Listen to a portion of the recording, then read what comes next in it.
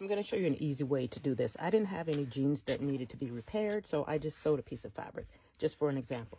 So what you could do, you could always, at the fabric stores and Walmart and probably craft stores, they sell patches. So they're pre-made patches that come in a package, and you could always just get a patch and put it together as much as you can with your hand, and then you would place the patch over it and then just iron it, just press it on, and so that will help sew this hole for you. So you could do an iron-on patch, or if you want to do fabric, I'm going to turn it over to the right side and just get whatever fabric you want underneath it. I'm just going to use this cotton fabric.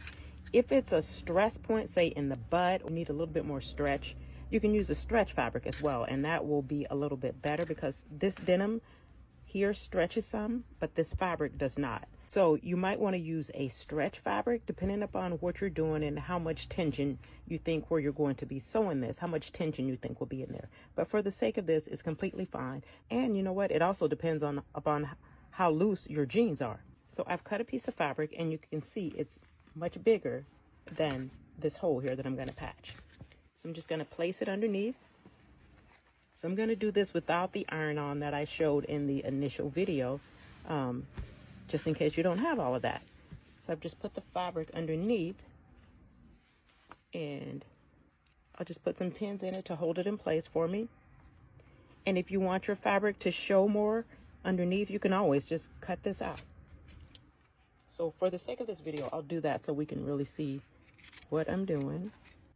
Then I'll just place myself some pins here. So have some pins, or if you don't have pins, you need some way to kind of hold this into place. You could go and tape it on the wrong side just so it stays into place for you.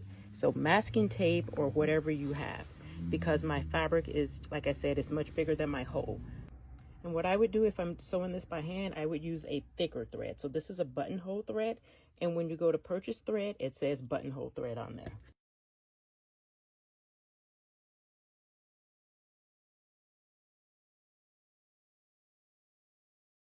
And you want to start on the inside so that you don't see the knot that we just made.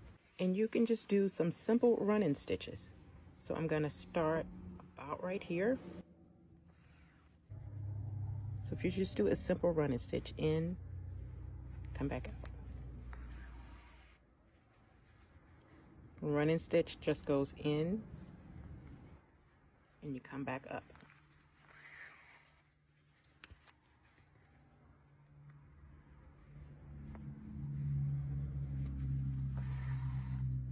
And I have my hand underneath here just to kind of hold it up for me a little bit better. And also you want to make sure you don't sew the two pieces together. So if you just do a simple in, through, come back up, that creates a running stitch for you.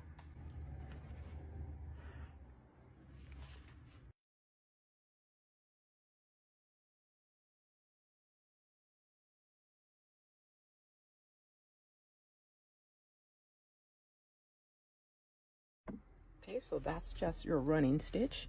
Another stitch you could do for a tighter stitch or just a different look is called a back stitch. And with the back stitch, it's a different look. It's a tighter stitch, and you don't have the spaces in between the stitches as we do here.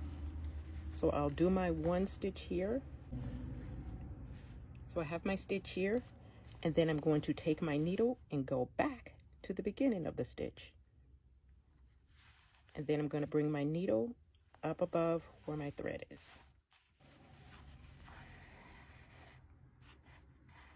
Okay, so now where the space is, I'm going to go back, put my needle right at the beginning of that stitch,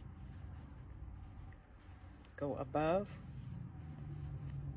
leaving space where my thread is, and I'm holding on to my thread so it doesn't tangle so much. Okay, just go back, hence the term back stitch. Go back, and then go above. You'll make these stitches a little longer.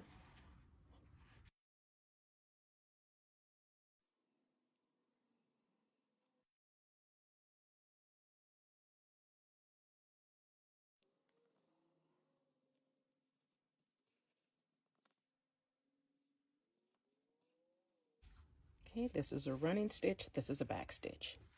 And so to end it, I'm going to put my needle there, say if I were finished. Put my needle at the beginning of that stitch, pull it through. And I'm sure people have all different ways to end their stitches. This is the way I do it. So I pull up some threads here and even a tiny bit of the fabric. And you just want to make sure you don't go all the way through so you don't see it. And then with this loop, I'm going to put my needle through it. Okay, so I just do that like 3 or 4 times, and that makes a secure knot for me. Okay, and then on the wrong side of it, you can either leave that excess fabric depending upon how much excess fabric you had. For me, I'll cut some of this off. Looks like this on the wrong side, and on the right side, it looks like this.